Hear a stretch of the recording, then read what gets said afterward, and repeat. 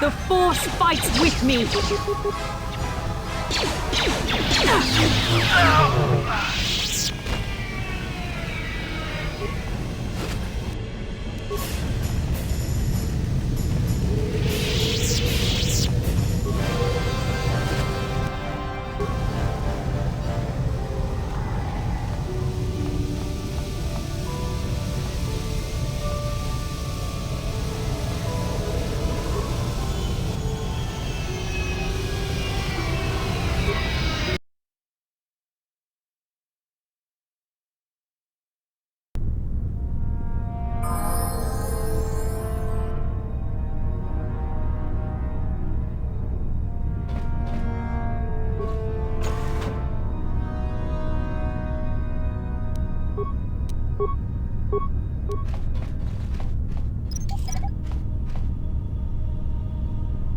Didn't work. You there. I don't recognize you. How did you get in here?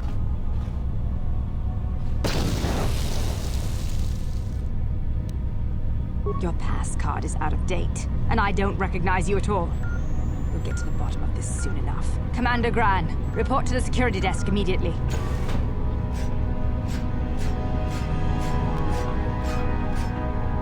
You authorized this person to enter. I don't know them. And their identification doesn't match up. They're spies. What? Sound the alarm! Droids, destroy them!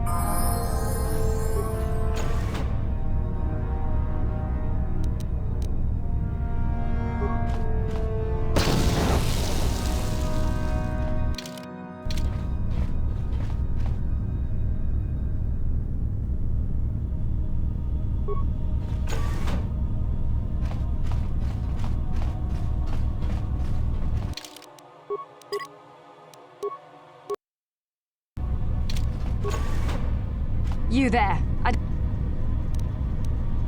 Your passcode is Commander Gran.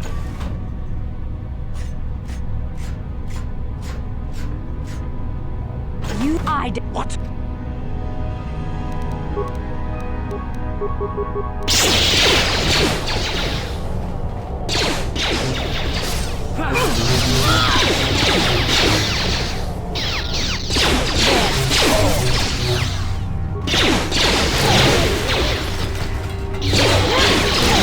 Let's make this quick.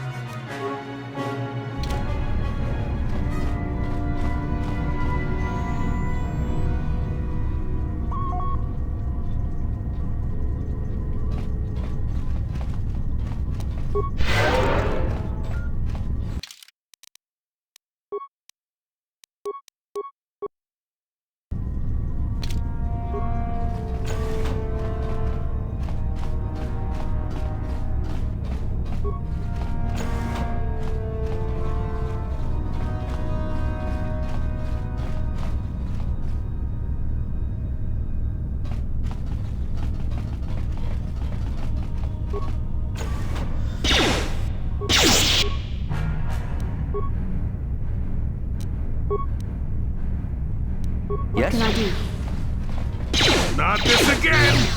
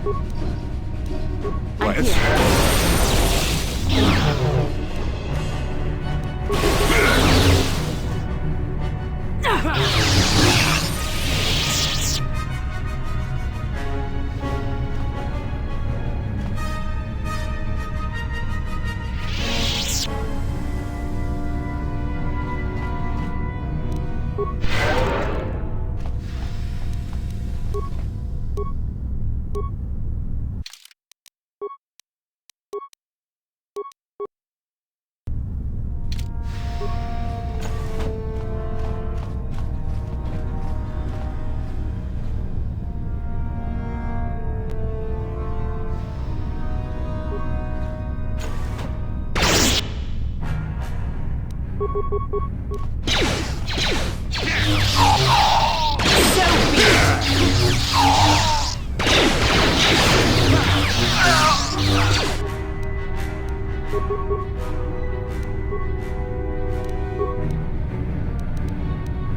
What can I do?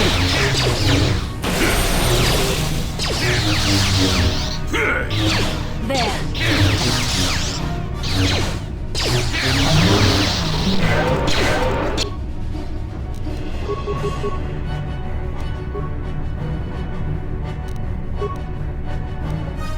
Yes?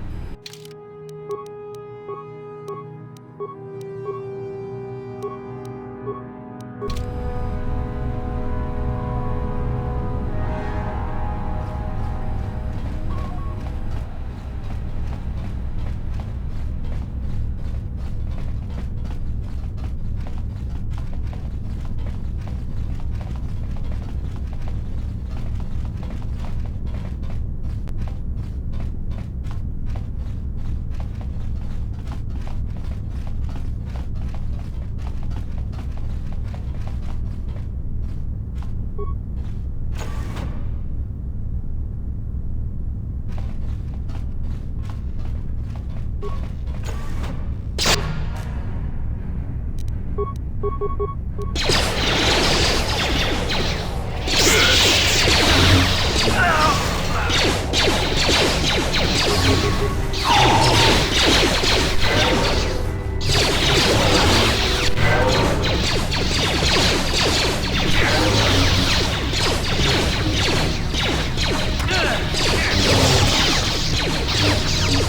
force fights with me!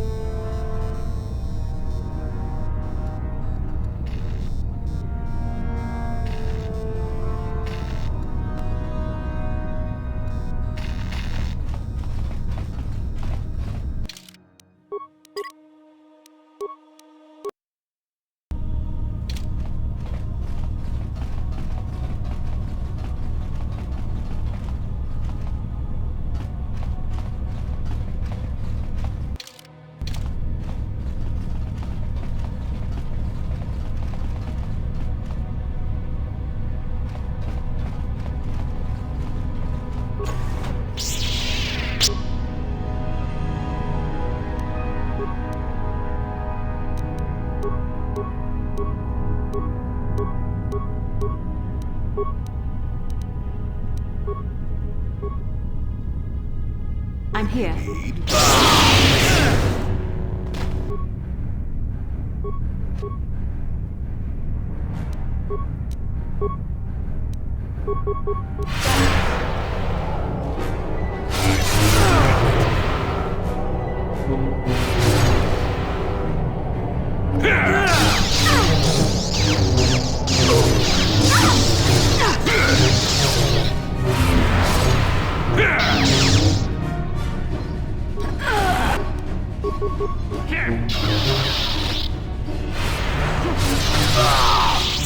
Take that!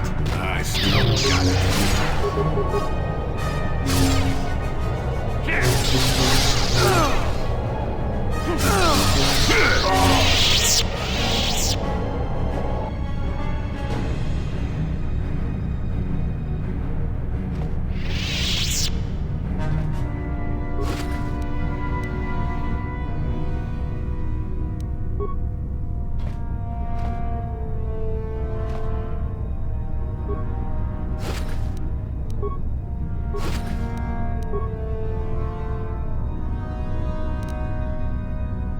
Yes?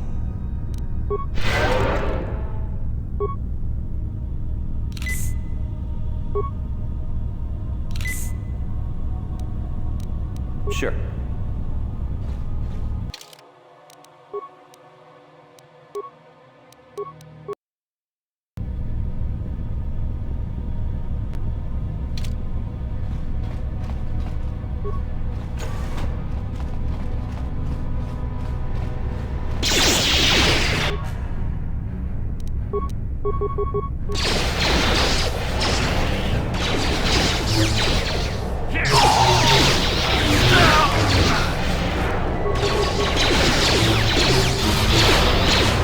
See what you got.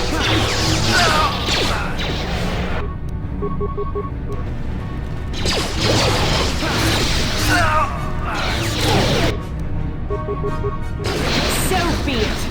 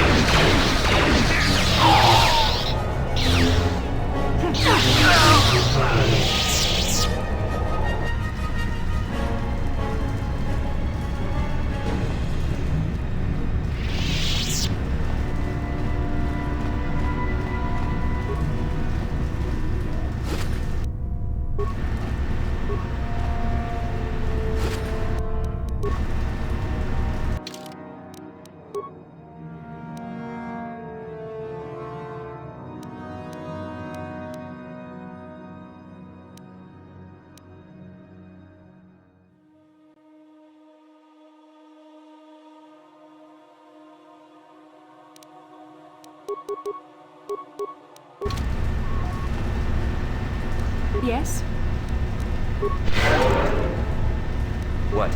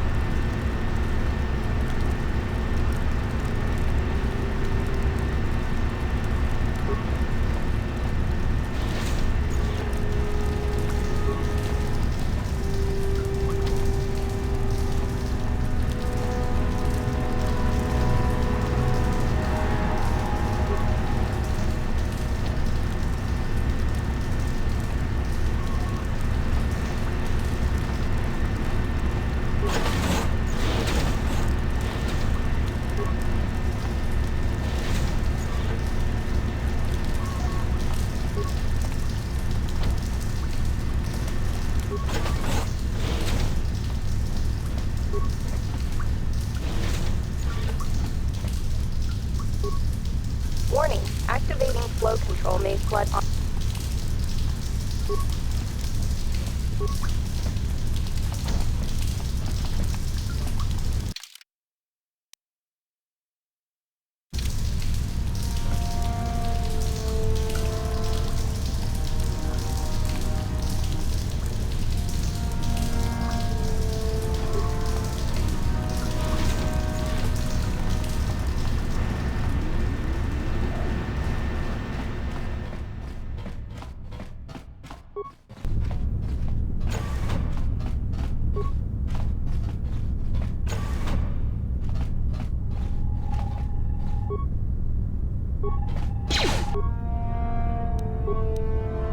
Yes? Let's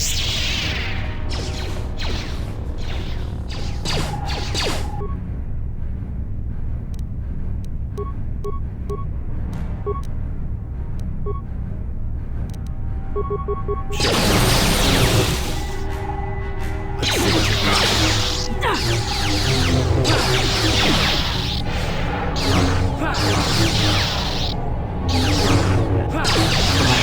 There. got. You'll get it.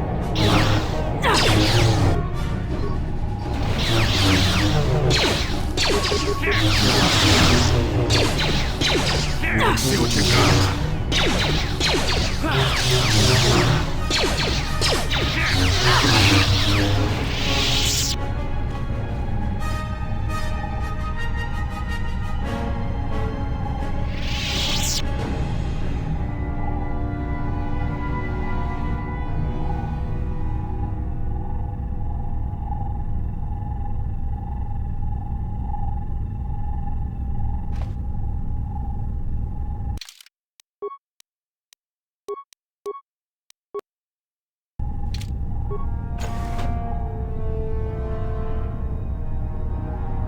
Yes? Yes?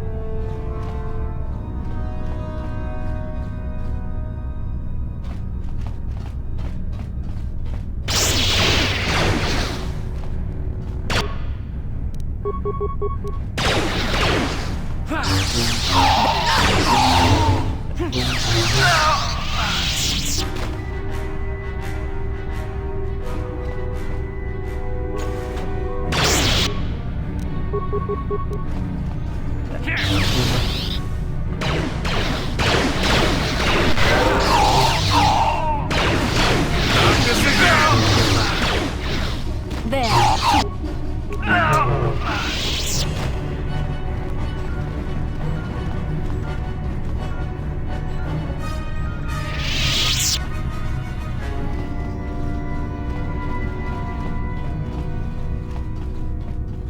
I can feel it.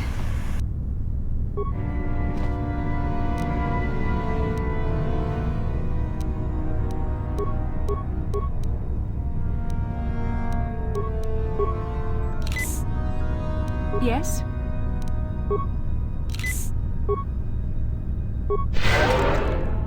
Sure.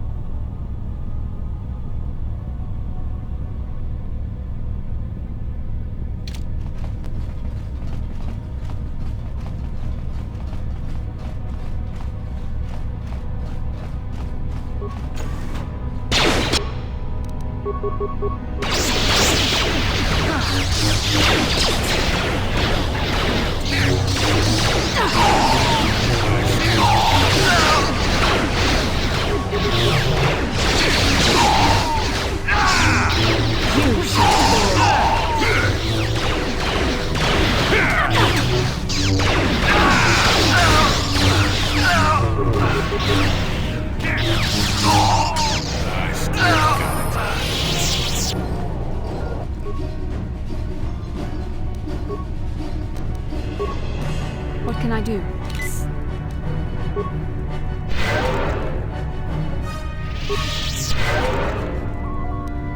What?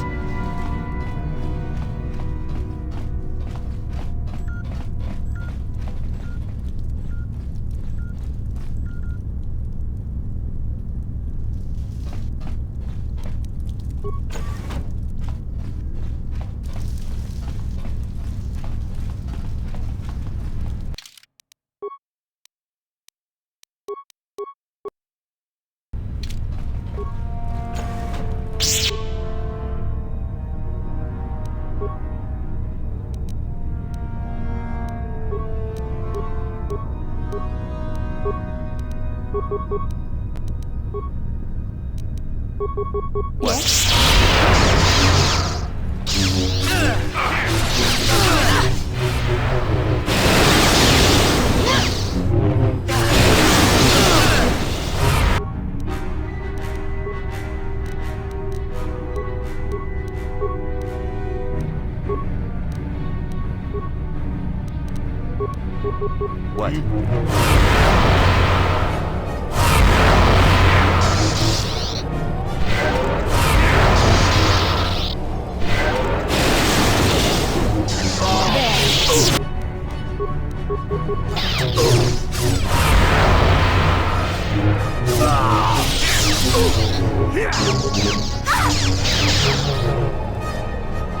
You shall fall.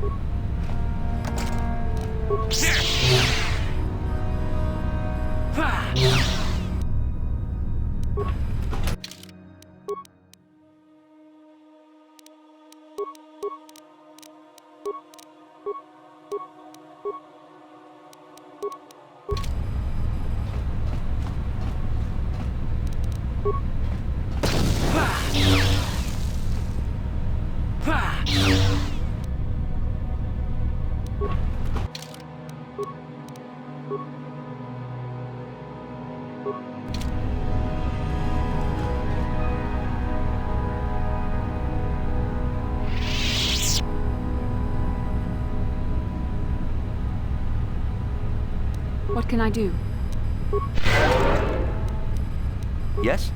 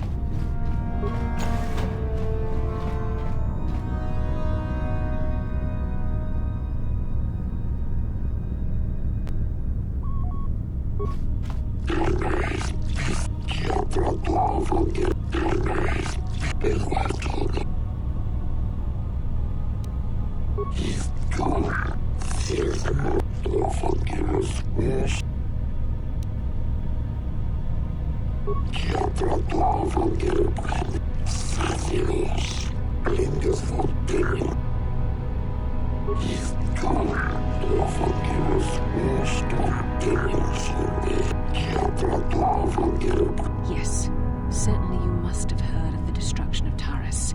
It's your honorable friends that committed that atrocity.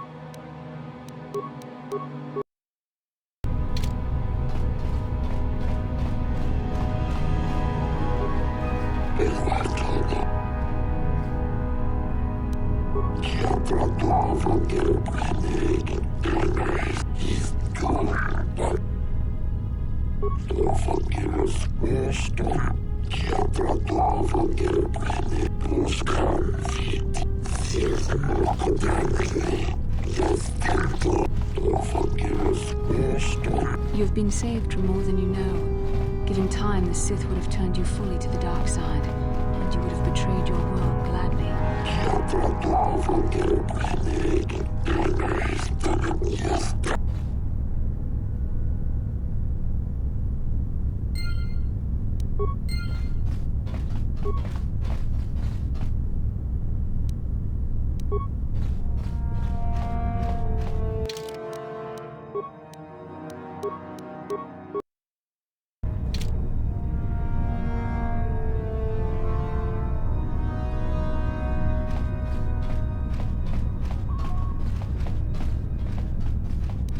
What can I do? Sure.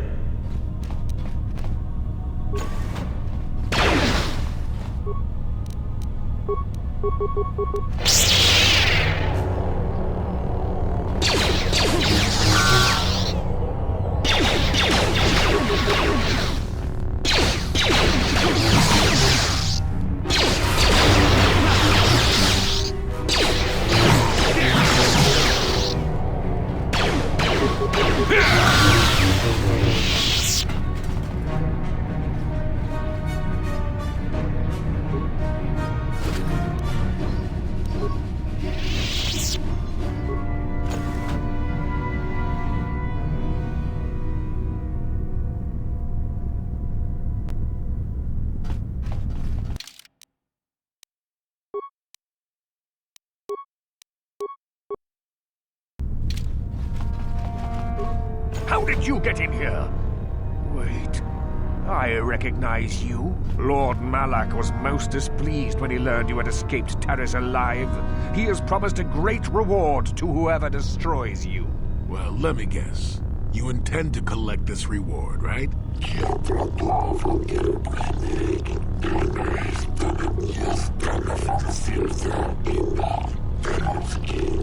See? What did I tell you? As you wish, my eager apprentices. We shall remove this thorn from Malak's side once and for all.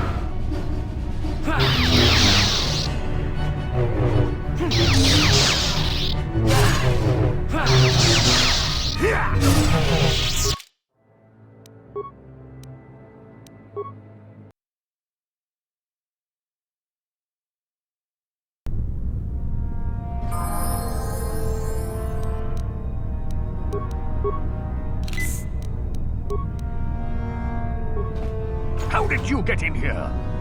Wait, Lord... Well, see? Take that!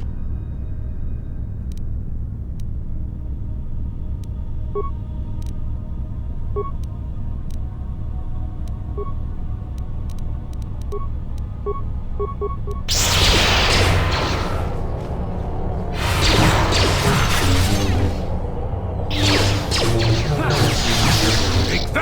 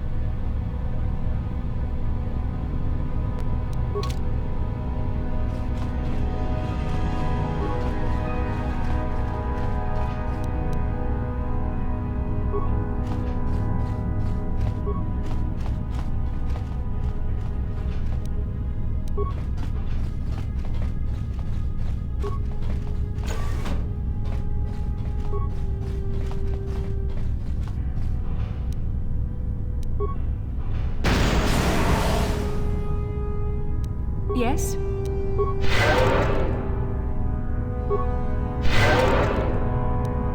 Sure.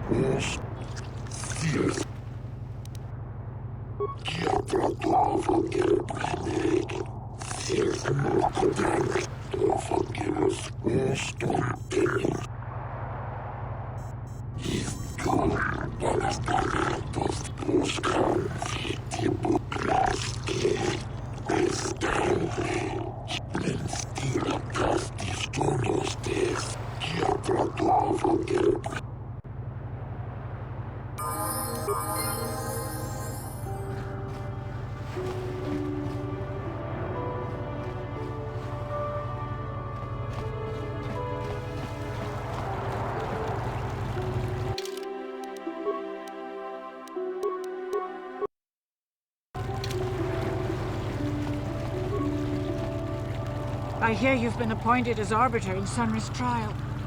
My husband is innocent. Please don't let him go to jail for a crime he didn't commit. Of course not. Yes. Yes, he was having an affair. He was seeing that Sith woman. After all these years we've been together, he just dropped me like that. Not publicly, oh no. But inside, that's what it feels like. He started seeing Alassa last year. I had my suspicions for a while, but he was careless. Pretty soon everyone knew. But even though I'm sure that harlot was only using him, I know he couldn't have killed her. He came and confessed to the affair to me. He said he was going there to break it off, to end it. Maybe the Sith woman attacked him, and he had to defend himself. But even though he cheated on me, inside he's still the man I loved. He's too kind and gentle to have killed her in cold blood.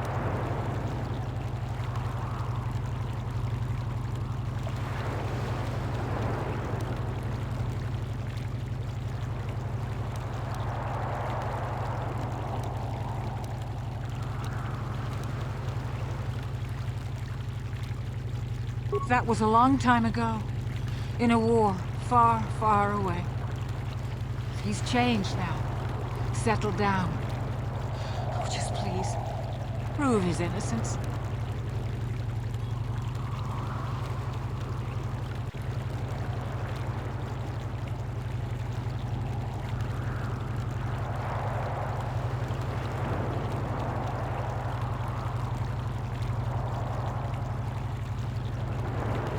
This is all a plot to discredit the Republic. Sunry is a victim of a Sith frame-up. It's possible. I haven't seen Sunry since I crashed on Kashyyyk. The man can change a lot in that time. The man I knew could never have done this crime, however. Find the real evidence. That's all I ask. The real evidence will prove Sunry didn't do this.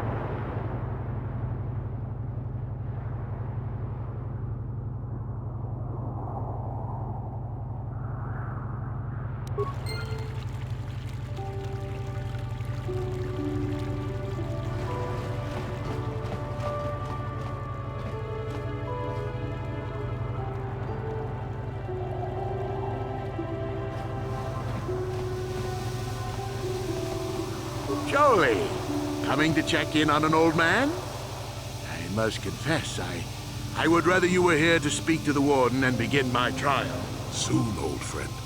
We don't want to go to trial until we've got the whole picture. Oh, I grow weary of staring at these four bare walls. But I suppose you know what you're doing. You know, the role of arbiter cannot be taken lightly. Go ahead, ask. So the truth is out. I never meant to kill her, you know. When I found out she was a Sith spy using me to gain information, something inside me just snapped. She didn't know I had found out. So I waited until she fell asleep. And then I killed her. Simple, really. But once I realized what I'd done, I panicked. I contacted those spies from the Republic to help me. Found the illegal monitoring device that the Sith had planted in the room, altered its recording to hide my part in it, and cleared up the evidence. I figured that was the end of it.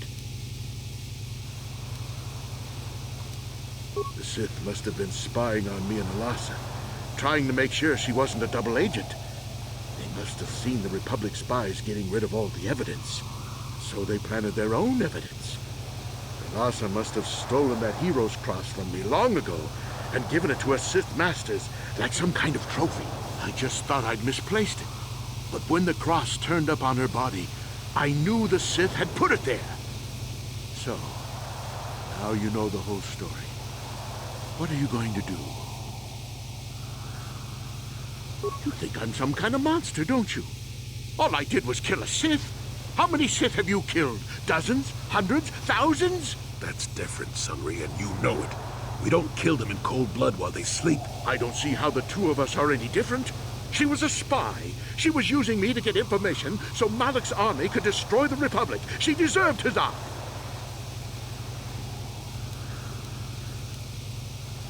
If I confess, I'm looking at 20 years in prison.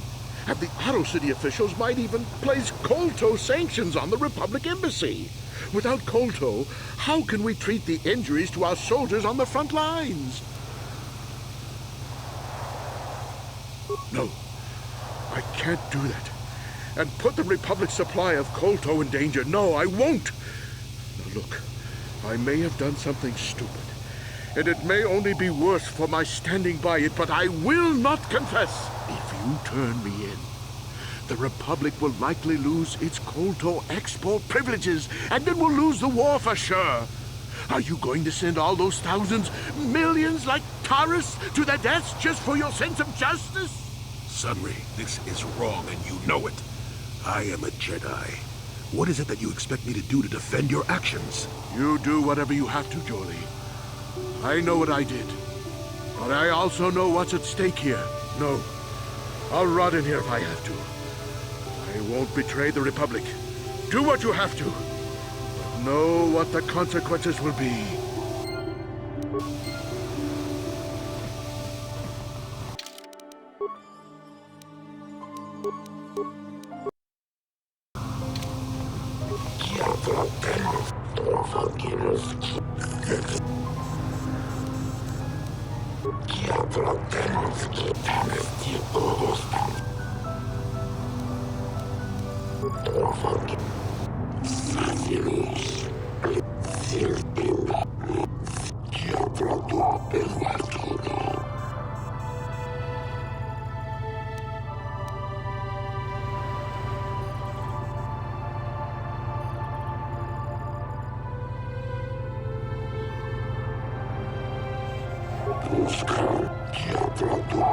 It is an honor to see justice served, and I will see Sunry is executed for the crime he has committed.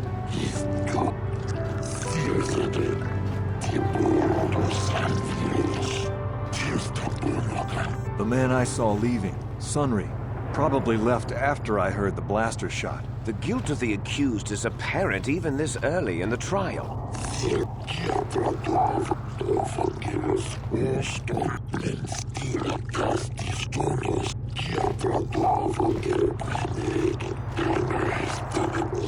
You are Firith Me, the well-known Pazak player.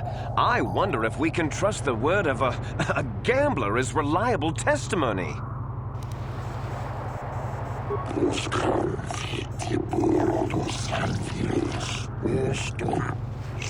Of course, Your Honor. Firith Me, what did you see the night of the murder? Well, I came out into the hallway after hearing the blaster shot and saw Sunry over there limping down the hall out of the building. A very obvious point, Your Honors. The accused was seen leaving the scene of the crime after the blaster that killed Elassa was fired.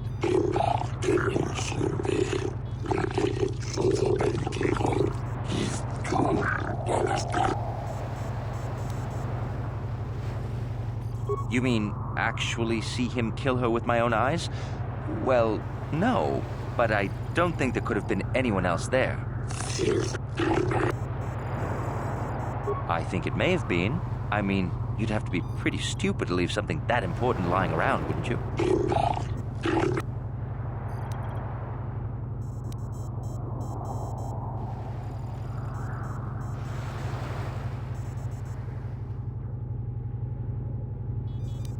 Yes, from what I could tell.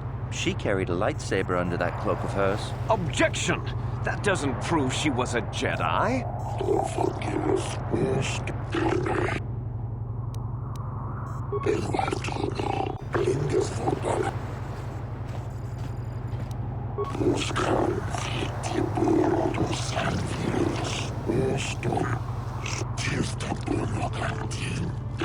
Glupor the Rhodian, you were staying in the hotel the night of the murder and saw Sunry leaving Elassa's room, didn't you?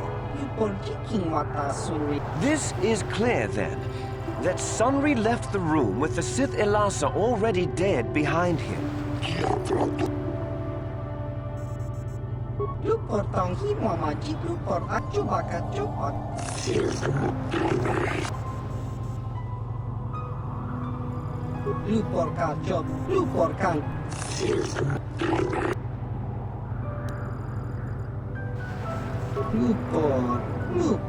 Don't do it, Glupor.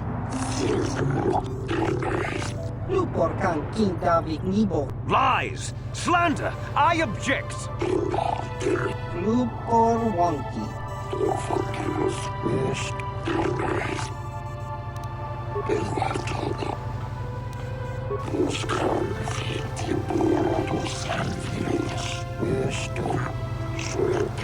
You, Elora, are Sunry's lawful wife. Your husband was a hero in the last war between the Sith Empire and the Republic. He was crippled in that war. Do you not believe he'd blame the Sith for his injury? Yes. I guess he would. And there you have motive. Sunry seeks revenge on the Sith for what they did to him and killed Elassa. Yes. Yes, it was true. He was having an affair with that Sith harlot. It seems painfully obvious that he killed her to keep her quiet about the affair. He'd been seeing her for some time, I think. But he said he was going to change. He'd gone there that night to end it. We talked the night before and he'd promised. But now things have become so very complicated.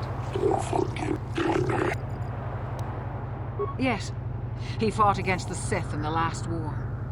He fought bravely and was even awarded the Hero's Cross. I don't know how much that means to the Sith or to your Selkath, Your Honors.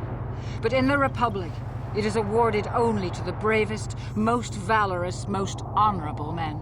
The kind of man who earns that medal would not kill someone in cold blood.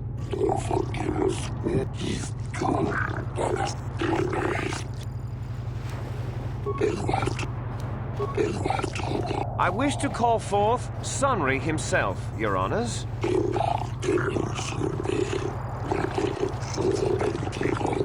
Are you a war hero, Mr. Sunry? You fought in wars against the Sith Empire, correct? Yes, that's right. And I don't regret it either. The Republic needs its heroes. Indeed. Would you say that you dislike the Sith? Even hate them? Of course I hate them. Trying to take over the galaxy every chance they get, killing millions of innocents. pure politics. Were you in Elassa's room on the night of the murder? Well, yes, I was. I had been having an affair with Elassa on my wife, yes. But I realized how wrong I'd been, and I was going there to end it. You were having an affair with a Sith. You wanted to end it quickly and quietly, so you killed her from behind and tried to flee. No, I think we can see the answer clear enough, Mr. Sunry.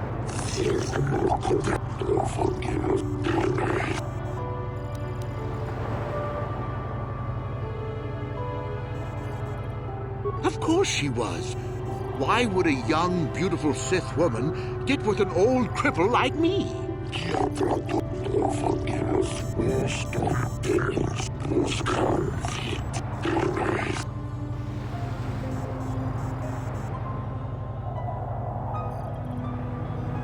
I don't know.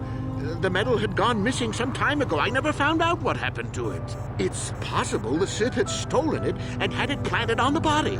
Supposition, Your Honors? Yes, I think they would. They wouldn't want to lose one of their sources, even though I didn't give them anything. They might have killed her for her failure. Or they might have thought she'd turn against them or something like that. The Sith Empire is not the barbaric institution you portray it to be.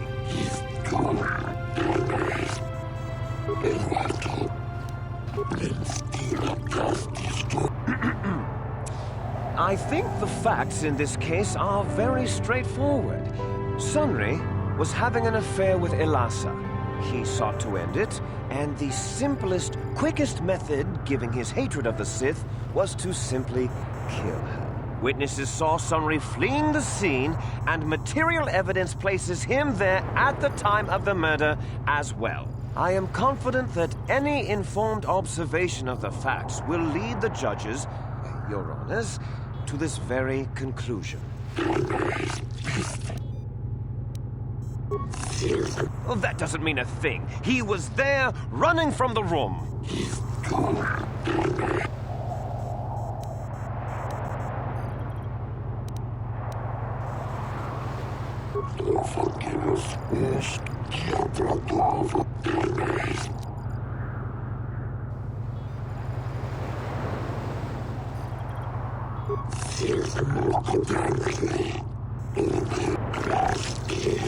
Your Honors, no!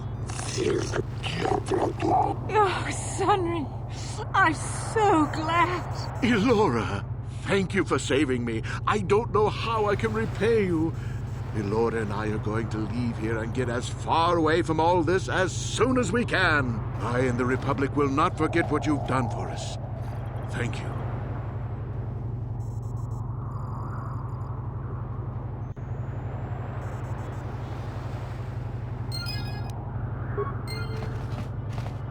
Got something on your mind? Innocent. I don't know what to make of it, to tell the truth. Do you think justice has been done? But that has little to do with the law, doesn't it? Sad state of affairs, that. Too bad, really. Sunry was a good man once. I don't want to talk about this anymore. My jaw aches. Got something on... Oh, I get it.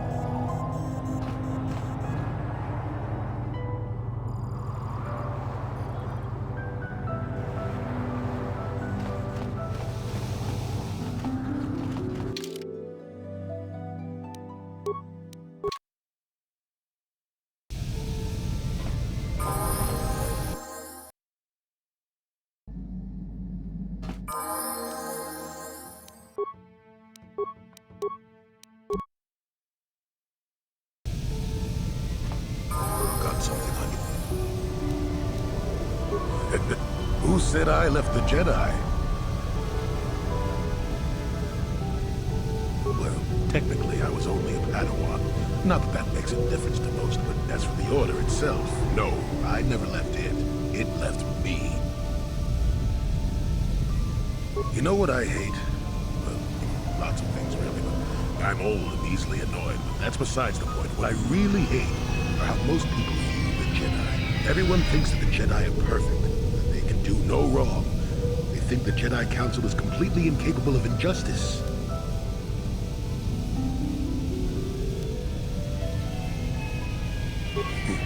guess you aren't as stupid as you sometimes act. No doubt you've been on the receiving end of Jedi justice at least once, eh? And I'm not even talking about how some of us fall to the dark side. No, that's plenty indication of our fallibility. But it's something else entirely. No, I'm talking about how more than often not, your average robe-wearing Jedi can try to do the right thing and still be completely wrong.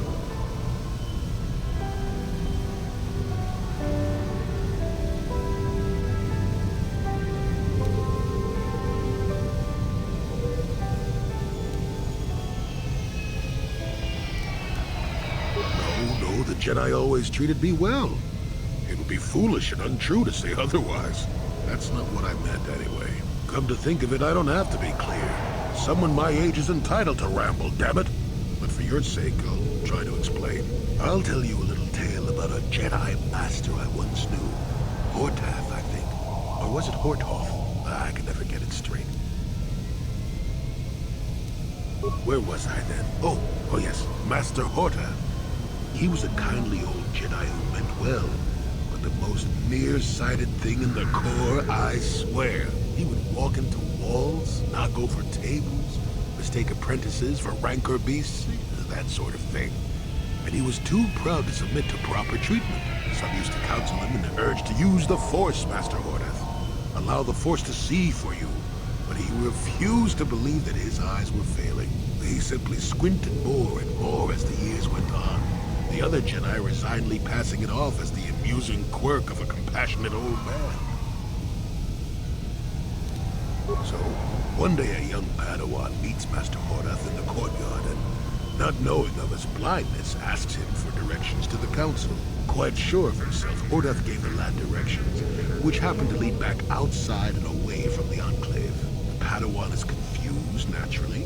He asks if Master Hortath is sure, and of course Master Hortath says that he is. The Padawan suggests that perhaps he should have asked someone else. But the proud Hortath now feels insulted. He tells the Padawan to take the route he prescribed and no other. Rather dejectedly, the Padawan did as he was told, and so ended up leaving the Jedi Order forever. It was decided that the boy's fate was to leave the Order anyway, though whether that was out of respect for Hortath or because the boy went on to something else, we'll never know.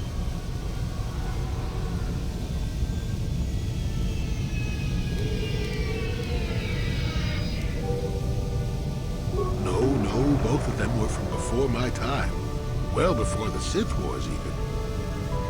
The tale is about blindness, and I thought the point was clear. At any rate, you think about it. You're the one who asked why the Jedi left me, remember? Now let's get going. My feet are itching for a good run.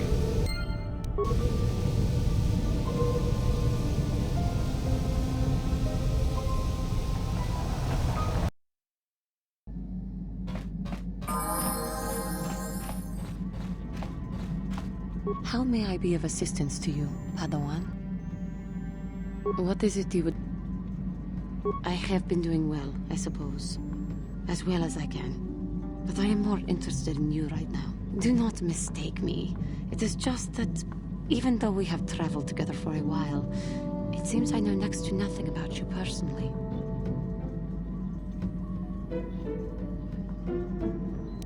We have been traveling together since Dantooine, but I know nothing of you before that. Would you humor me and tell me a little bit about yourself?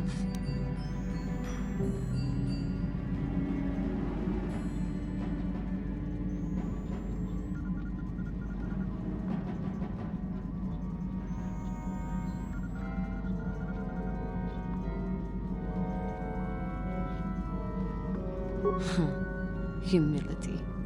Please, if you would, indulge me. Your job, your childhood, your life. I am sorry if I am making you uncomfortable. I will fully understand if you choose not to answer. I greatly appreciate your taking the time to talk to me. How did you come to be on Dantooine? Besides the obvious, of course. Taris. It always seems to come back to Taris for me. I am sorry. I get distracted. What did you do before that? A life in the army. Not my career of choice, though. We Cathar cannot seem to adjust to regimented organizations like the military. But I have heard that it appeals to males of your species. Fighting, defending. That is what we as Jedi seem to be called upon to do. Perhaps we are not as unalike as I had previously thought. But again, I seem to be wasting your time with my carrying on. I apologize.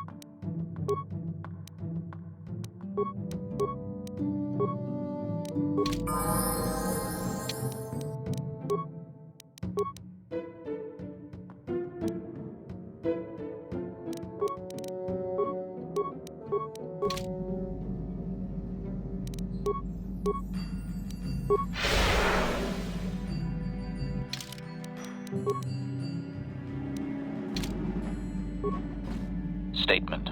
HK-47 is ready to serve, Master. Affirmative. If you believe your skills are up to the task, Master, then I can certainly guide you through the process. Request. I only ask that you be Statement. As you... What are you doing? Remove the arc wrench! Remove the arc... Supplication. Perhaps. Statement. As you wish, Master. Now close the last panel. As...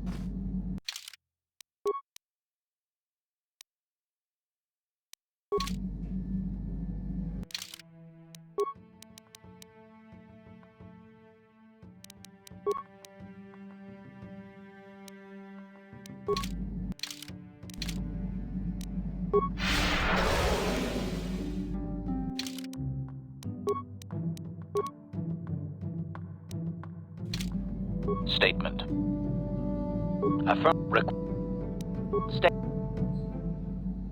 And now rewire the last 3 relays. Yes, good. Well done, Master. I believe your operation was a success. Accessing new memory. Access complete. I have recovered the last of my deleted memory, Master. Unfortunately, my history is still not complete.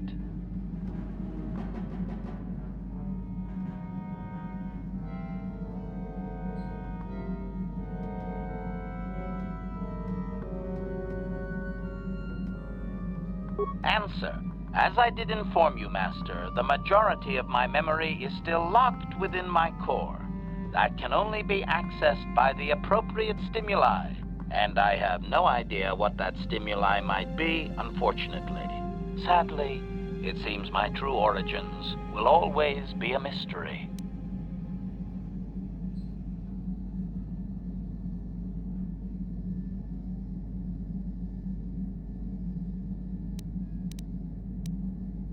Query. Wouldn't you be, Master? Here I am, surrounded by all these meat bags, and all I desire is true perfection. Surely there are more droids like me out there. Or is that too much to hope?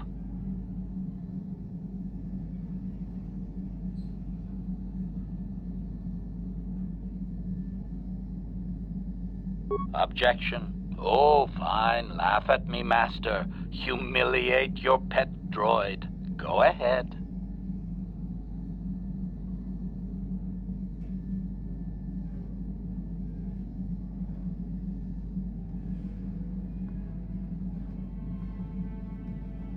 Correction. That would actually be my first owner, Master.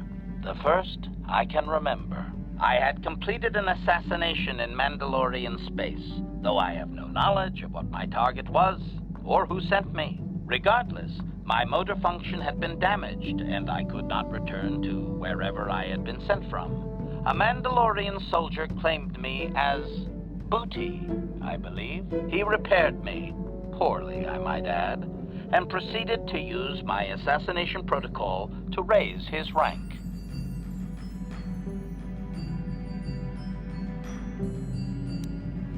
Answer. Such knowledge is locked within my core, Master, as I said. There is no way to withdraw it otherwise.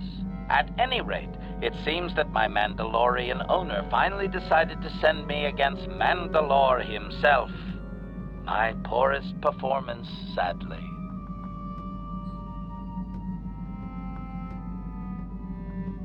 Answer. I was captured by this Mandalore during the attempt. He was able to reverse my programming and send me after my own master. It was quite distressing. There was little I could do. Needless to say, I dispatched the Mandalorian soldier efficiently. Once I deactivated, I believe I eventually ended up on the black market and was sold to the Hutt on Slaheron. My darkest day.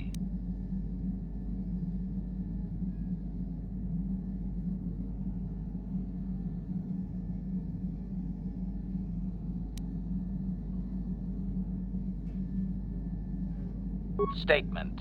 With all due respect, Master, he is the leader of the Mandalorians. Perhaps my old master was foolish to send me after him.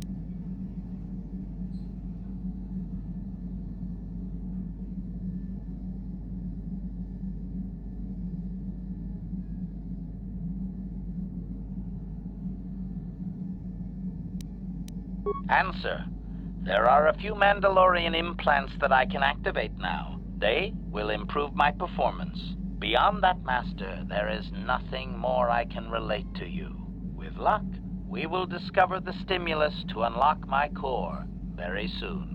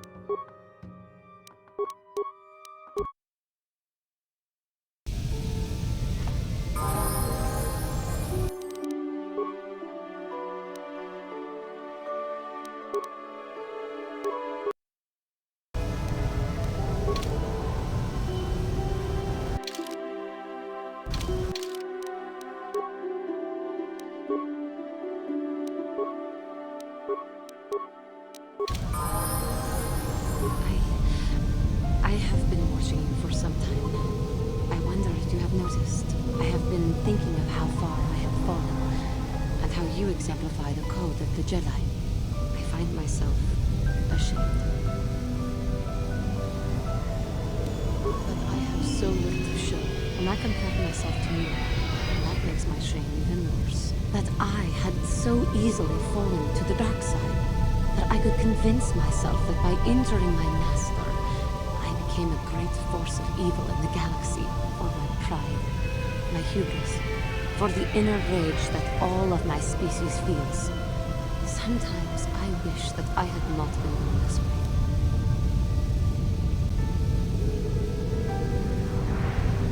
I am sorry. I start to talk thinking about how you stay strong to the path of virtue and justice, and I find myself whining again about my own inadequacies. The Council will be proud to see that you had learned your lessons so well.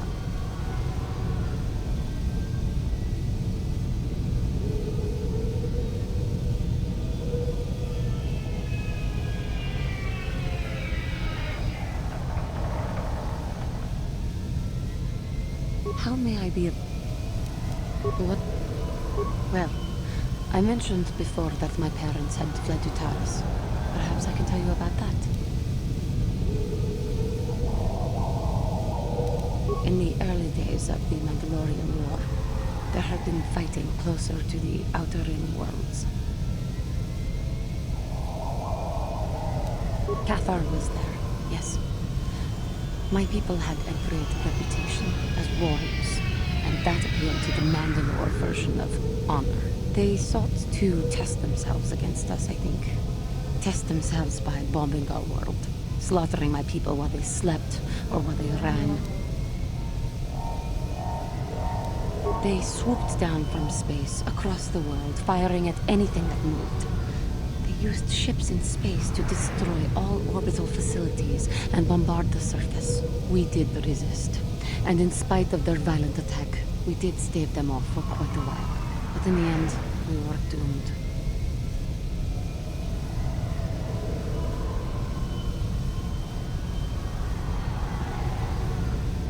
We were not members of the Republic.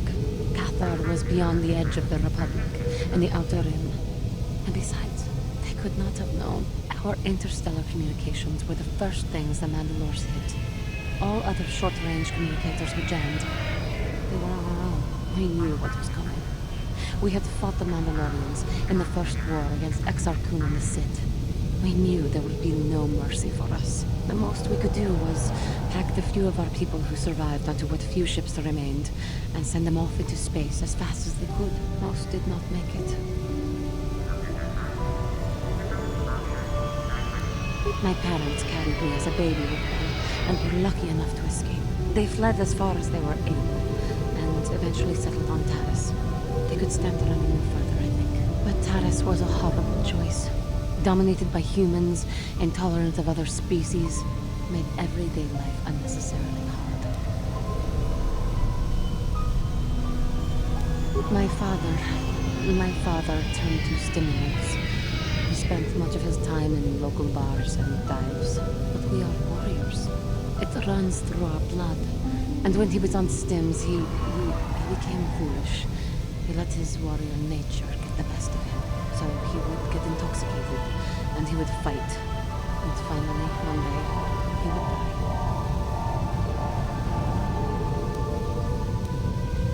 I don't need your sarcasm or your pity. He died at the hands of another, killed by a man who provoked him into a fight and killed him like an animal. I'm sorry, I cannot talk about this any longer. How may I be of... What is...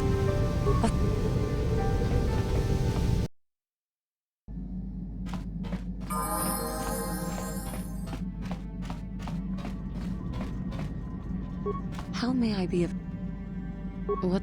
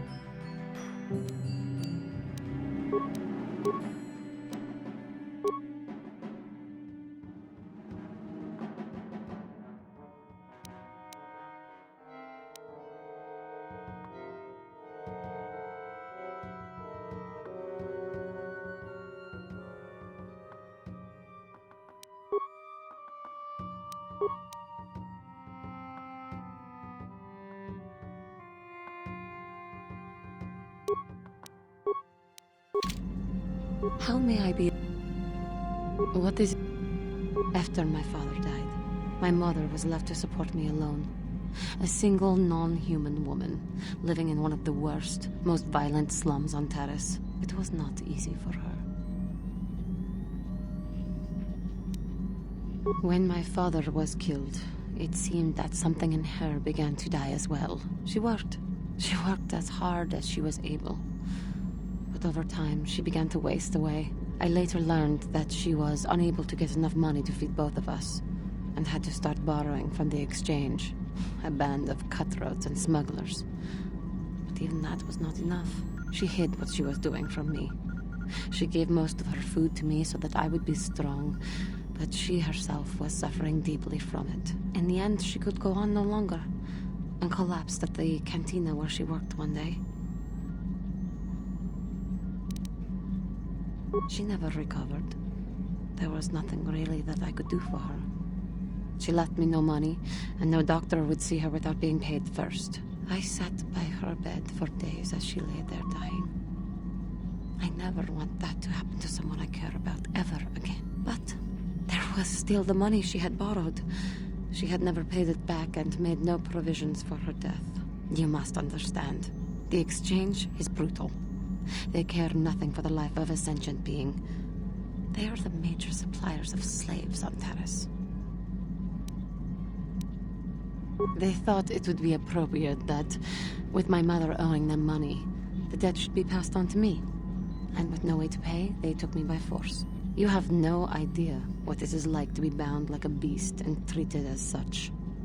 It was the worst time of my life. They treated me like livestock.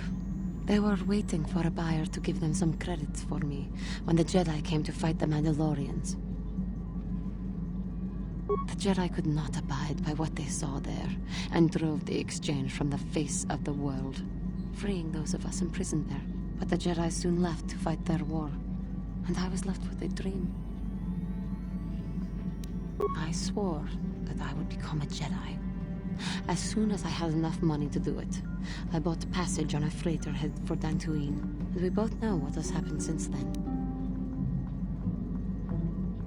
I am grateful to you for having given me the opportunity to fulfill my dream, rather than become what I hated. Someday, I may make it up to you. But for now, let us keep on the task at hand.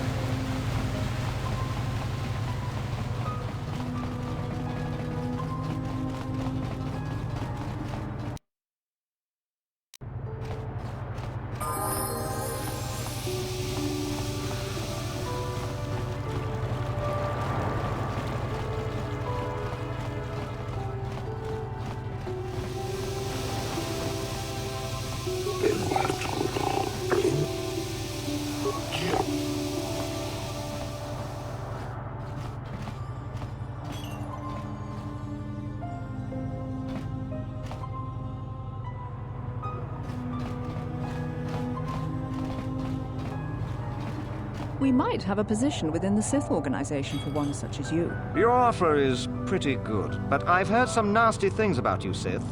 Is it true you bombed Taris into dust? This is war. In war, certain distasteful acts cannot be avoided. But ask yourself this, when we win the war, would you rather be against the Sith or with us? You make a good point. And I've never turned down a job that pays up front. Excellent. Report to the Sith Embassy tomorrow for your assignment.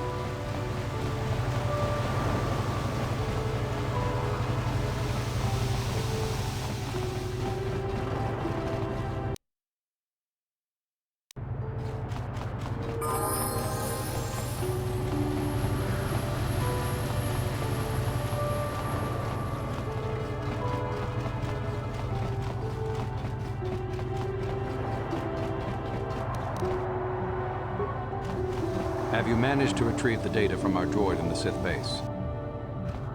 Excellent.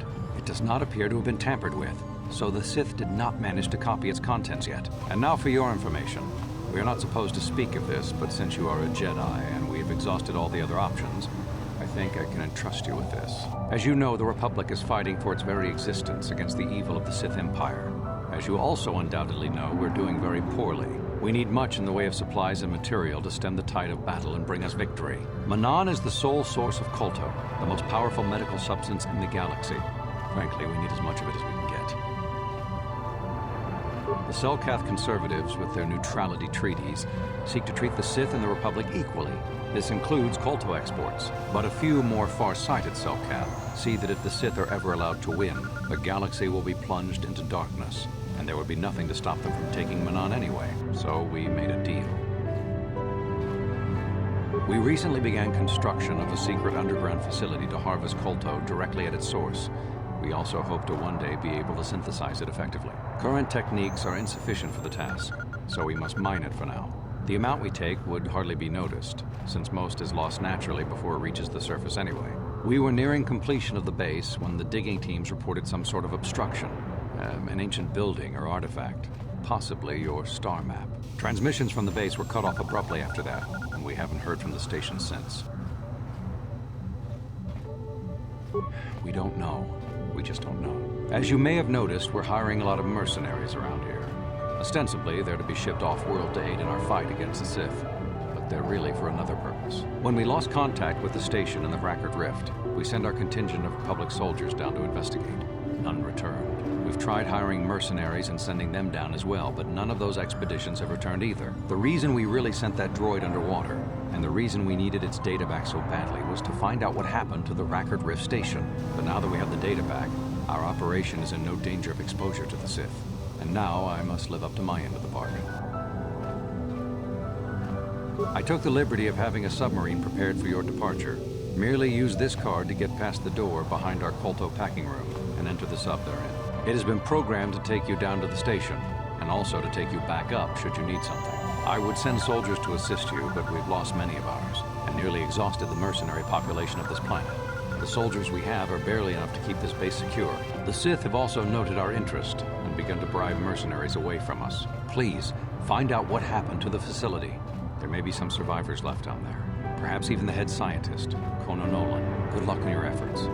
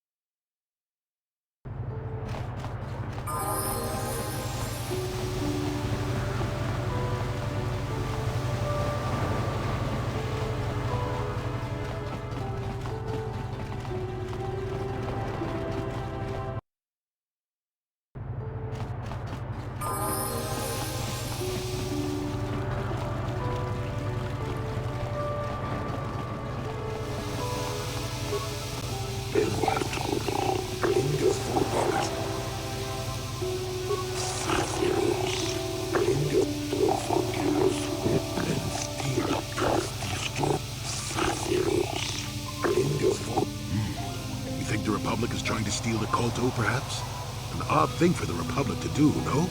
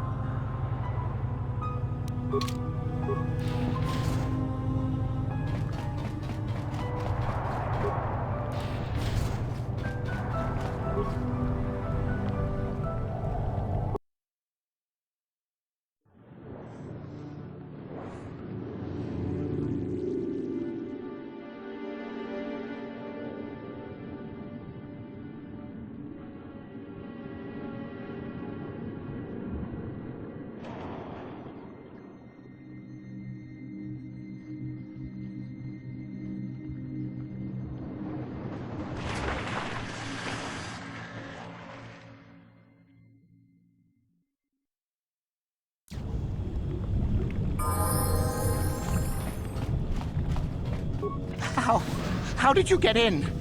Did they send another submersible? Quick, we have to get out of here. We have to get away.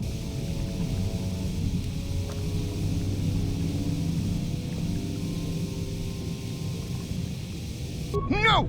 No, we have no time. We have to leave now. I managed to close the door after they killed everyone else, but I don't know how long it will hold. I don't know what you're talking about. I've never seen any map, just stinking, raking death. The Selkath, they went crazy. They started killing anything that moved. Someone must have triggered the defense systems too, because all the droids activated as well. I was one of the mercs the Republic sent down here to find out what happened. We came down and secured the first couple of rooms. There were bodies everywhere, and the Selkath came out, screaming and croaking their fishy little war cries. They're dead. All dead. They swarmed out and over us. There was no way we could stop them, so we ran. But hardly any of us made it. I locked the door behind us, but the others had already left in the submersible. The sharks. The Ferox are out there, and worse. I heard an explosion shortly after the submersible left. They didn't make it. Just food for the sharks and the Selkath. Like us. No! I locked the door so the Selkath won't get in. If you open it, we're all done for. If you go in there, you're dead. You're all dead. If you want to die, then go. You won't hear me mourning for you. I'll stay here and be safe until some sort of real rescue comes.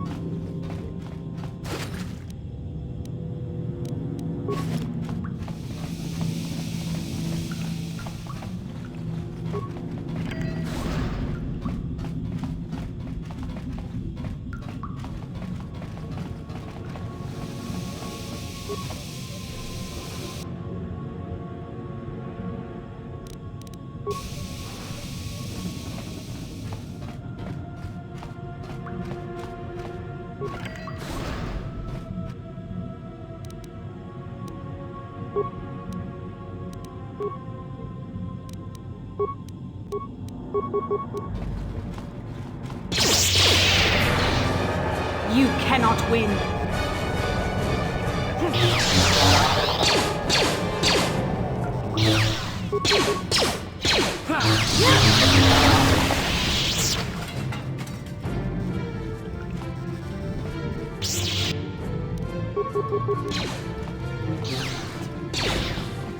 I still got it.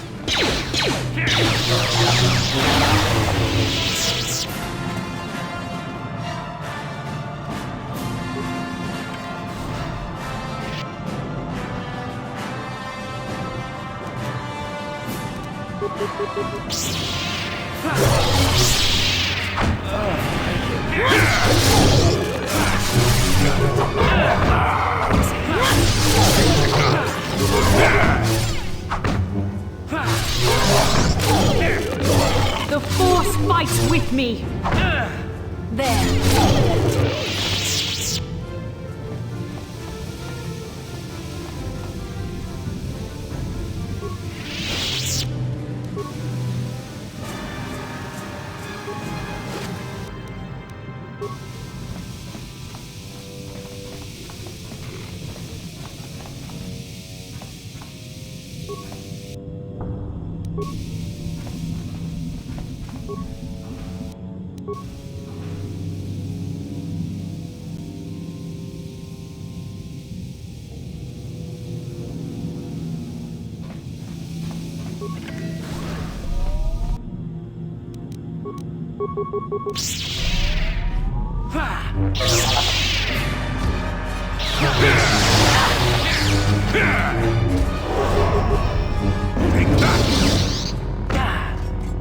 I still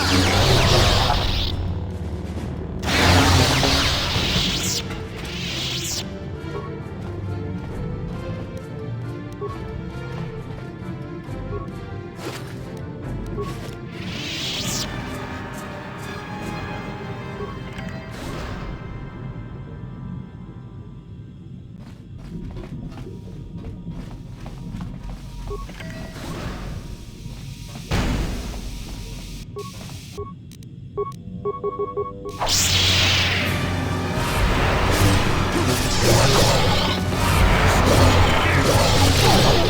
make this quick.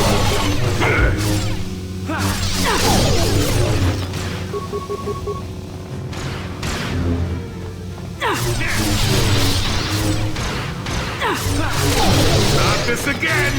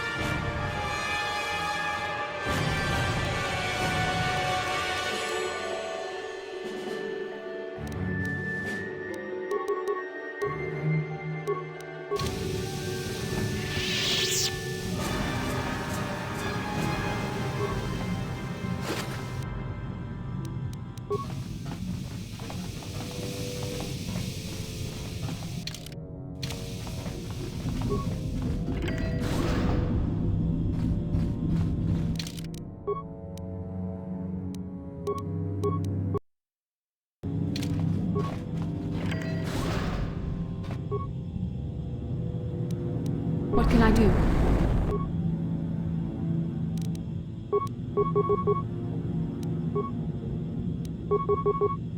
What?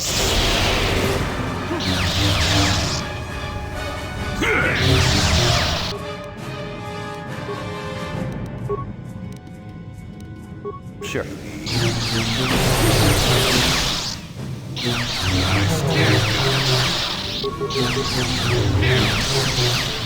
You shall fall.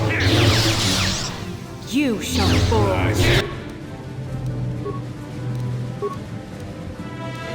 Yes?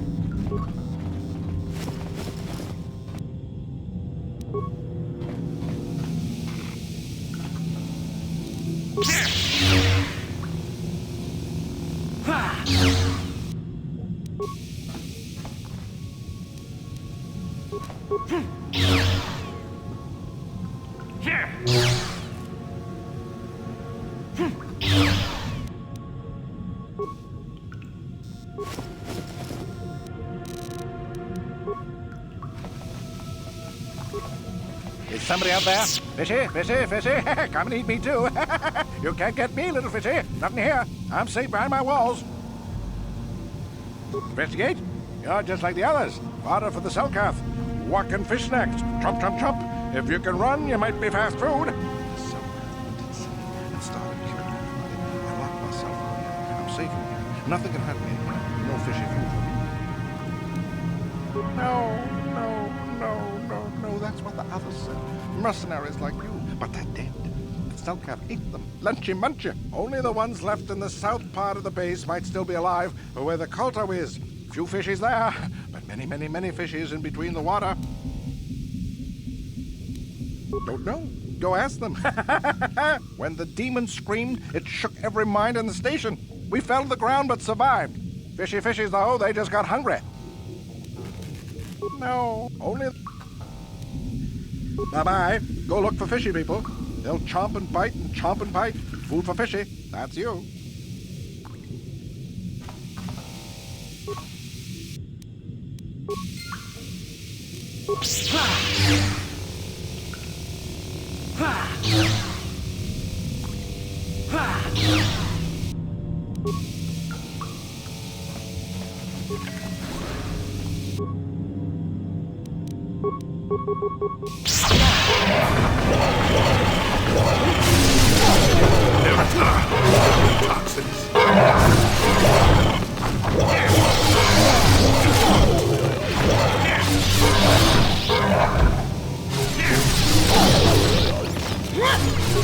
Let's make this quick.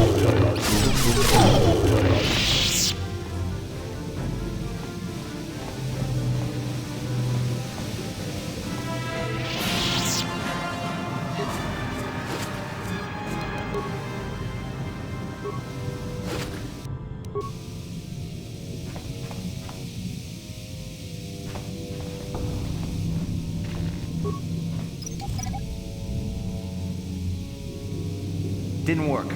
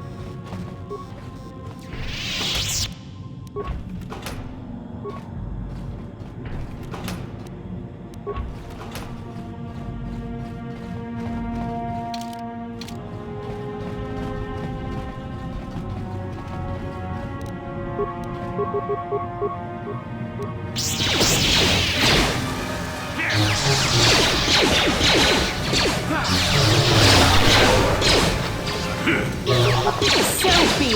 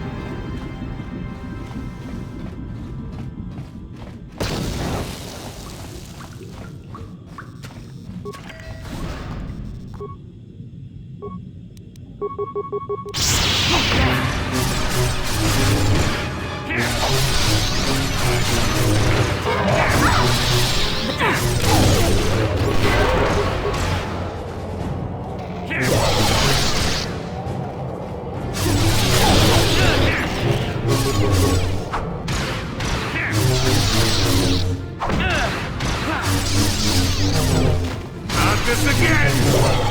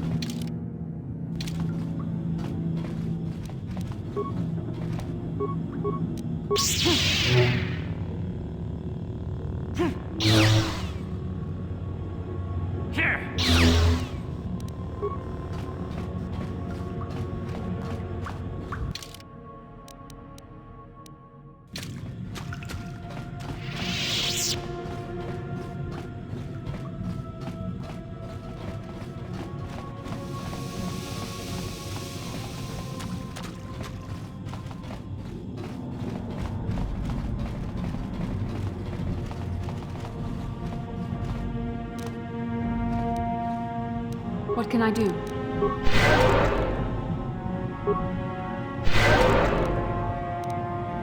Yes?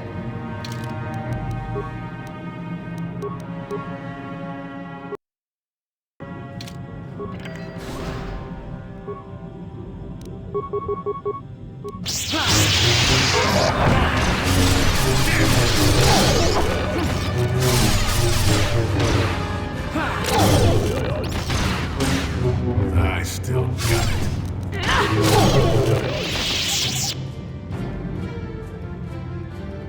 Didn't work. I can feel it.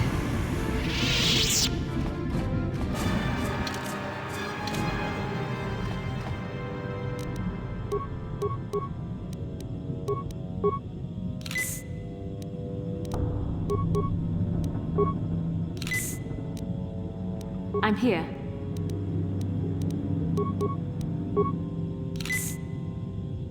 Yes?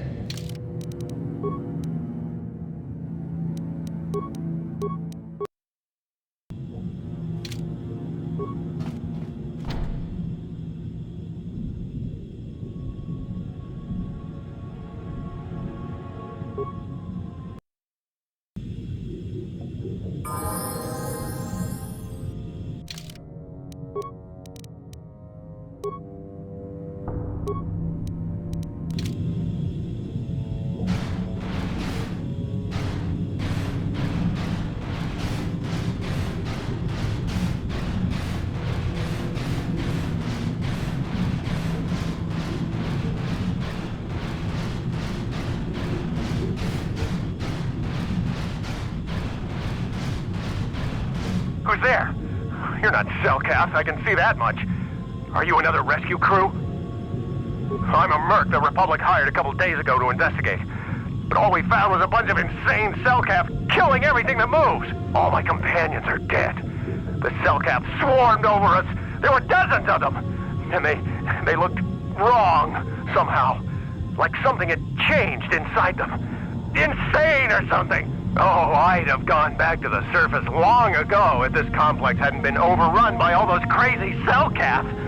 There's no way for me to get to the submarine docking bay. I discovered a way to get to the bay and seal off the rest of the base. I just have to find the Kolto harvester they built on the edge of the Harakert Rift. It's got an emergency override to open the doors to the submarine docking bay. And I could get in from the outside. I figured my only chance was to slap on an environment suit, head out onto the ocean floor, and check that harvester out for myself. Besides, it's gotta be safer out on the ocean floor than back in there with all those crazed Cellcast mutants running around looking for dinner. I'm not spending another minute in this facility. Not with those psychotic fish people all over the place. I'm heading out to the ocean floor right now. It leads to another complex of buildings. Going through them is the only way to reach the Kolto harvester. We should probably stick together, but I won't wait around in here with the Cellcast. You can catch up with me if you want. Down the hall and through the doors on the right. I'll be waiting on the ocean floor where it's safe.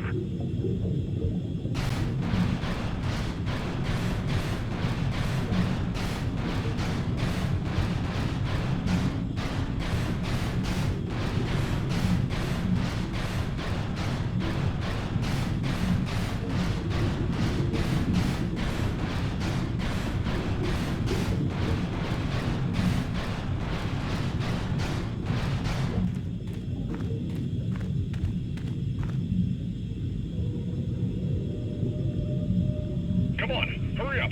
Don't just stand there, we have to keep moving. The water is filled with... Ow! Ah!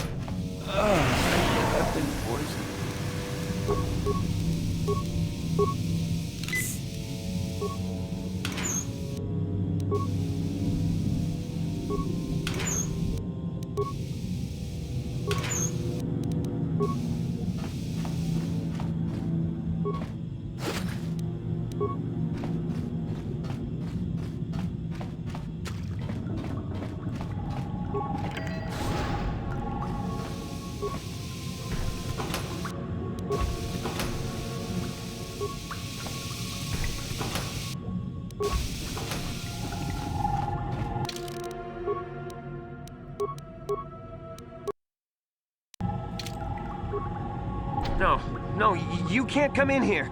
You'll let the Firaxa and the Selkath in. No, stay out! Stay out! I won't let you open the door for those monsters to get in.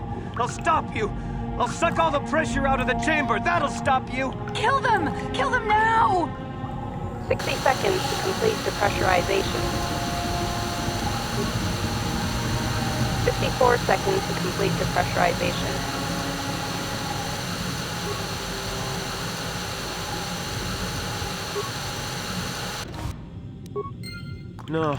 No. The Firaxa will get us. No, the Selkath are coming. No! No! Ah! I'm sorry for what I did. I don't know what came over me. I just panicked when I heard someone outside the door. Please forgive me. I'm just so scared. We're both just scared. When the Selkath went crazy, I thought everyone else except me and Sammy went mad. We had a few people outside the station when it happened. The frags and sharks just tore them apart. It was like they were frenzied. The next thing we knew, our Selkath researchers started screaming and clawing at everything around them.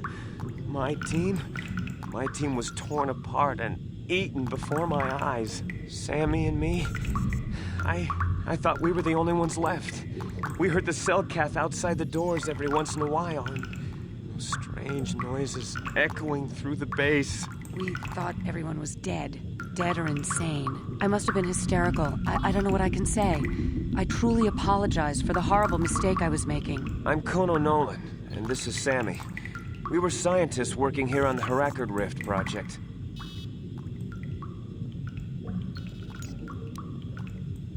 A star map? I don't know anything about a star map down here. But there were some ruins that were excavated when we were digging the foundations for the last section of the Kolto harvesting machine. But we can't go anywhere near those now.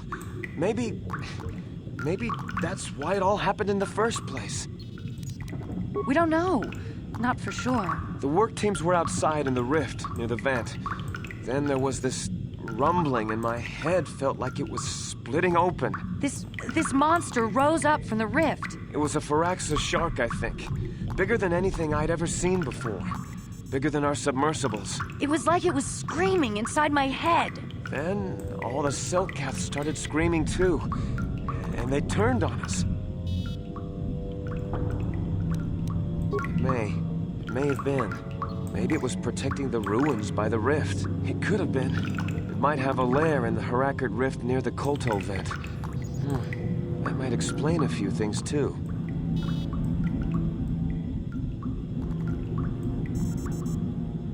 Like why it reacted so violently when our construction efforts got closer to the vent. And also, why it's so large. It must be feeding off the Kolto. Would have to be ancient indeed for it to reach that size. With Kolto as a food source. And all those other Firaxan sharks? Those might be its offspring. Which would be why they all swarmed when it called out to them. Children coming to protect their mother. The Firaxan sharks have always been a serious problem. We had some blasters and projectile cannons to defend against them, but they still got some of our workers from time to time. We were working on a soluble chemical compound that would drive them away. Something that smelled or tasted repulsive to them, but we never got it working right. Oh, I think not. Even flawed like it is, it should be ideal for this situation. No, it's not working right. You don't know what it'll do.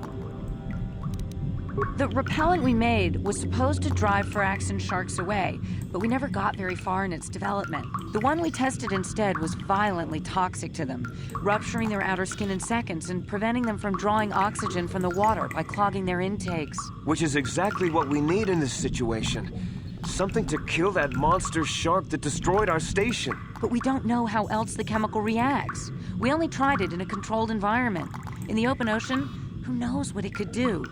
It could even affect the Kolto. We know exactly what it'll do. It'll kill the shark. That's what we designed it to do. You don't need to do anything else. We have a canister of the toxin here right now. We were working on it before the giant Firaxan drove all the Selkath insane. All you need to do is insert it into the main Kolto harvester and have it vented. Get away as soon as you can. We don't know how much worse it'll affect the giant Firaxan shark. Well, the monster seems to have been driven out by the machinery we installed at the edge of the rift. We've seen it out there on the cameras, bashing itself against the machines. I think if you could destroy the machinery we installed, the shark would calm down and retreat back into its lair inside the rift. You can reprogram the harvesting machines to overpressure their self-oxidizing fuel so that the fuel tank canisters will rupture and the entire machine will destroy itself. The hydrolium gas we use is a gas at 1 to 3 million sangin, a liquid at about 4 million sangin, and a solid above that.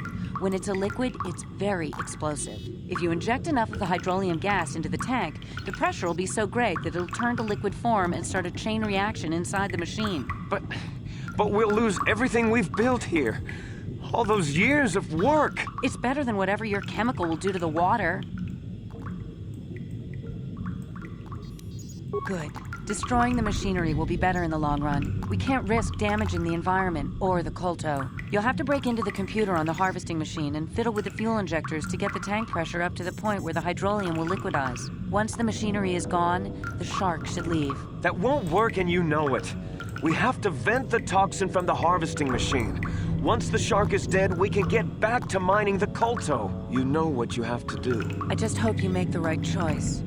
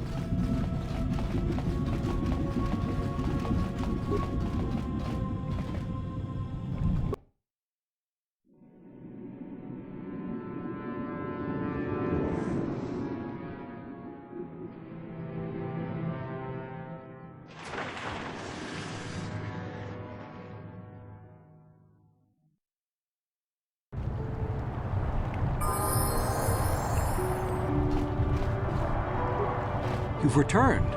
I was beginning to fear that you too might have been lost. Did you find out what had happened down there at the facility? Something was down there? Living in the rift by the Kolto? It's horrible. The entire operation wasted by a disaster we could never in 1,000 years have foreseen. What has happened to the facility itself? Were there any survivors? Well, that's good to know. Good to know indeed. But what has happened to the facility? Was it damaged? No, that is terrible. That will set our work back years. It may even cost us the war. While I am glad that you were able to solve our problems, the cost may have ended up being much too high. But you have done your job and helped us in our time of need. And for that I thank you. Oh, and did you end up finding your star map? As you can see, by helping us, you helped yourself. Perhaps we can work together again in the future.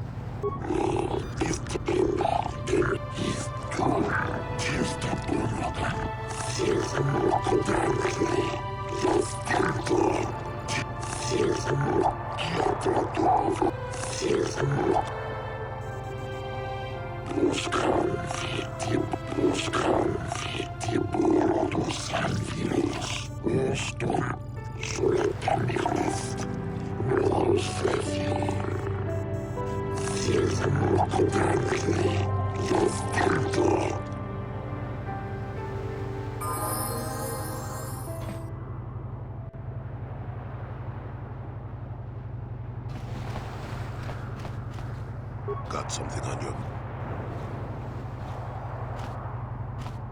Bad men. Women too, to be fair. Oh, indeed. They make a fine sandwich also. But don't tell the Jedi Council I said that.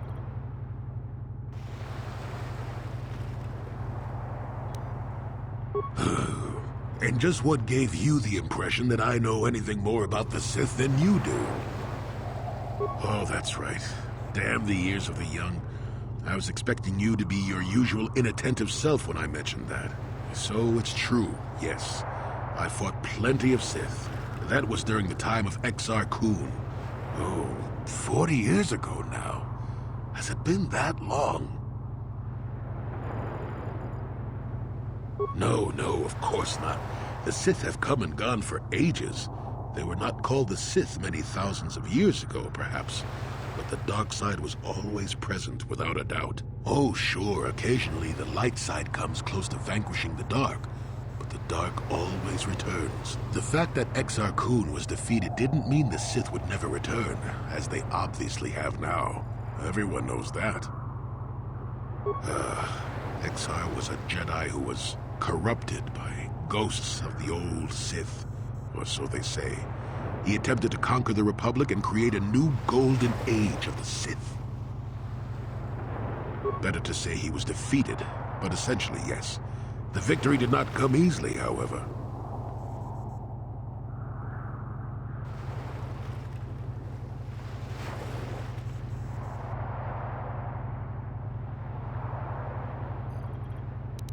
That is not a pleasant time to remember. After Exar Kun fell to the dark side, he attempted to recruit other Jedi to his cause. What surprised us, what took us completely unprepared, was how utterly successful he was. Many Jedi joined him and became Sith themselves. Why they did, I will never truly know, but they did. Battle broke out throughout the Order, pupil against master. We fought ourselves. Yes, more than difficult. Next to impossible. How do you fight against someone you love? I dislike such memories. It leaves a taste in the mouth that... it is a sadness I thought I'd put aside long ago. Ask me about the war some other time, just not now. I would prefer to be by myself for now.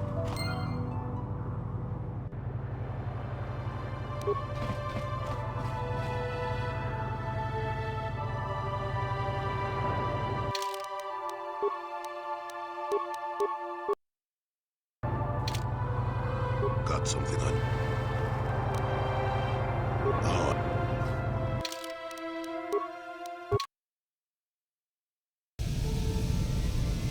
Got something on you.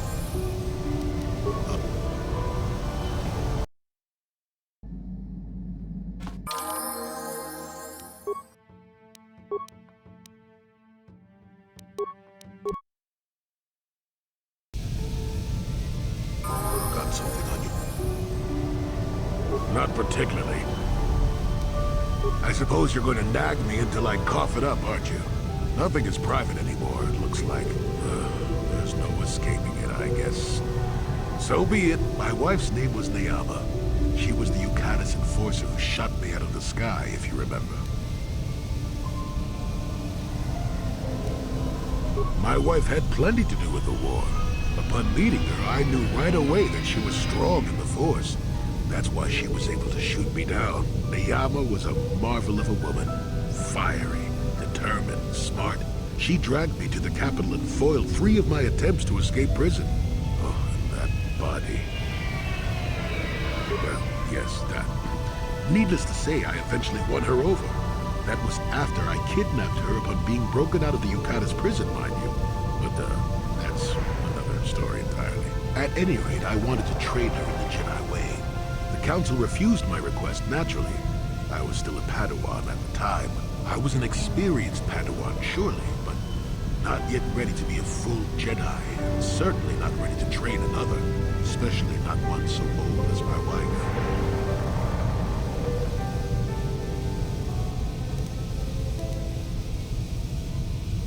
Neyama was intrigued by the idea of becoming a Jedi. She liked the idea of power too much, perhaps, but I certainly didn't see that at the time. I believed in her and trained her in secret.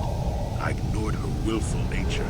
I loved her too much to see fault in her. She loved me too. I know she did. At the time, our love was a shared bliss. Better than anything I had known before or since.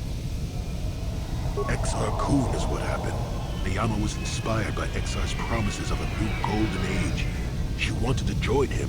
She came to me, pleading with me to throw aside what she called the decrepit trappings of the Jedi, to join her in Exar's war. I pleaded with her to reconsider, to think about all that she was throwing away, to think about what she would become. She would have none of it. Finally, in frustration, she attacked me. She drew her lightsaber and attempted to strike me down. It was a scene being repeated everywhere throughout the galaxy. Pupil against master. In my case, it was a long and terrible battle, but I defeated her. No, I had her at my mercy, disarmed and defenseless. She looked up at me and she knew I couldn't do it. But I should have. Sometimes I convince myself otherwise, but it's no use. She had fallen to the dark side when she raised her saber against me, and I let her go. To my shame, she went on to kill many Jedi during the war, until she herself was slain in the final battle. I grieved for her death, inevitable as it was, even as the Jedi Council put me on trial for my actions once the war was over. I had trained Neyama against their wishes. I had failed to kill her when I had the chance. she went on to kill others. Not to mention that I had remained a Padawan throughout the war. A formality, perhaps, but with a trial, it had to be decided if I was worthy to become a Jedi at all. It was a travesty, of course. I told you that even the Jedi were capable of great injustices, didn't I?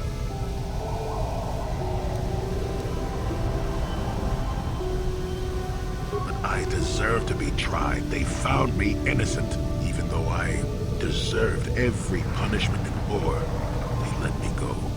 Mitigating circumstances, they said. I deserved compassion, they said. They said I had learned wisdom the hard way. For all I had done during the war, they wished to raise me to full Jedi status at long last. That was when the Jedi left me. That was when they failed me. No, maybe you don't at that. They may have been able to forgive me. I could never forgive myself. Yes, I do, I suppose. Does that surprise you? It's all so long ago, lost in the winds, I suppose. Nobody cares what an old man believes anymore, do they? Let's continue on with the task at hand. I would prefer to think of the present today. Got something on your mind? Oh.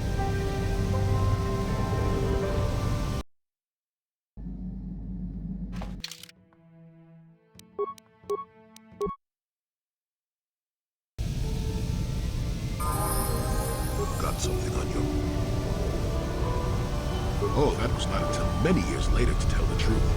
I spent quite some time wandering the galaxy. Nothing so extravagant. I merely traveled from place to place. I don't even think I knew what I was searching for. It wasn't as if my travels were pleasant either. There were plenty of folks who distrusted the Jedi after the war, or worse.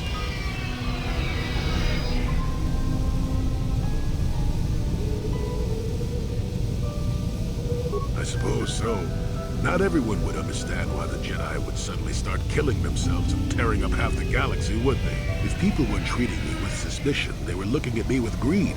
I don't know how many thought they could make use of me for their own ends. I got so sick of the treachery and deceit. I left the civilized parts of the galaxy and headed instead for the uncivilized parts. Actually, I was on my way somewhere else when I crash-landed on Kashyyyk. The ship I was using was a rust bucket. I'd taken some damage passing through an unexpected asteroid field, as I recall. But I wasn't completely without some systems. I could still guide her a bit when I crashed. It wasn't what I would call the smoothest landing, especially considering I ended up smack in the depths of the Shadowlands. But I lived. I'm no mechanic. And besides, after you plunge nose first in the trunk of a 5-kilometer-high tree, chances are you don't have much ship left. Sure, why not? Seemed like an interesting enough place to spend a couple of decades exploring. That was a challenge at first. You've seen the kind of creatures that exist down there, and you missed the really big ones. I was still able to rely on the Force to keep me safe for the most part. The rest of the trick is keeping out of the way of most of the predators. No, that's true. Still, most of the creatures grow accustomed to me, and I to them. At least none of them ever heard of a Jedi. Oh, they did at first, oh yes. I can't say I was overly pleased to encounter a group of indigenous giant carpets either, I can assure you of that. Well, that was after 2 decades of helping them. They certainly didn't trust me at first. When I could, I would assist a few young ones who would get lost in the Shadowlands or attacked unexpectedly by the wildlife. I must say, for a while there, the Wookiees actually thought I was some kind of benevolent forest god. Amusing, really. I set them straight eventually. At first, when the slavers took to hunting down lone Wookiees in the fringes of the Shadowlands, I did my best to divert them. Later, when Shundar made his deal, I didn't see any point. I wasn't here to save them from their own sad follies, after all. Not really. Kashyyyk is a place you can feel very small in. It felt good to devote my time to helping people and living simply. What can I say? I did it all for the Wookiees. The Wookiees? Well, okay, maybe I needed some time on a quiet and remote planet, but if you ever need a friend, an incredibly strong hairball isn't a bad call.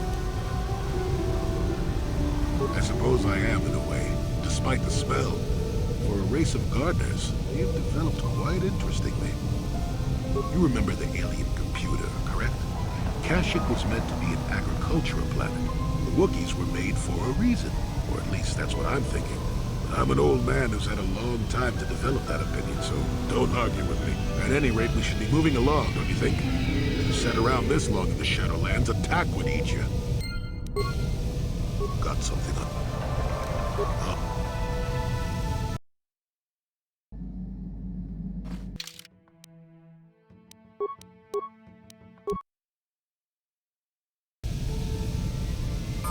Got something on your mind. Are we back to that again?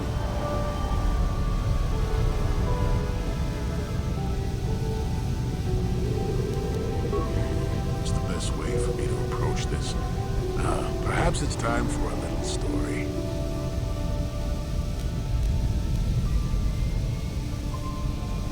You just keep quiet there, you. Had to put up with all your busybody questions, haven't I? Now you listen to a story, damn it! Now, where was I? Oh yes, the story. You almost made me forget about it. Nice try, but I'm not that old just yet. Now then, a young man sees a terribly venomous snake in his small village. Nervous, he watches the snake carefully until it leaves. The young man follows the snake into the forest. He clears the branches out of its path and helps it over obstacles. He even works to keep it fed. Shush! Many nights pass, and still the young man continues to follow the snake. He even follows it into the sands of the great desert. In the desert, the snake eventually grows hungry. It turns and bites the young man, its poison quickly working its way into his system. Finally, curious, the snake looks at the boy as he lays dying and asks, "Why were you foolish enough to follow me all the way out into the desert?" The boy looks back and replies, "Did I follow you? I thought I was leading you away from everyone else." And then he died. Well, now, that's what I wanted to see for myself. I've told you before that you have a destiny before you. This does not mean, however, that your future is already written. They are not the same thing. You have the choice of which direction you take your destiny in. More than engine-sucking Andor, certainly. But even he had a choice. So far, you've chosen to take the lighter path. Can you stay that course, even through the challenges ahead? We'll have to wait and see. I'm not here to judge you or tell you which path to take. I'm here ready to offer you my help, should you ask for it. I do that because I think it's important. More important than remaining in my home and pretending the galaxy doesn't exist. That's why I'm here. I'm rather glad I came too, really. You're a fine young lad. I hope things turn out well for you. Now then, I've chatted enough for one lifetime. Let's get this show on the road, shall we?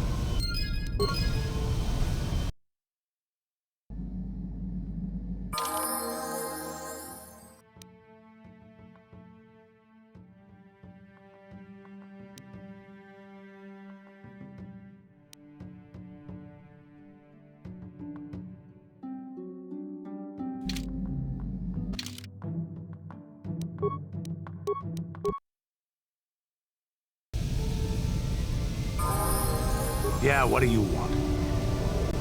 This thing with Joggy. I don't... Is there something... Your choice.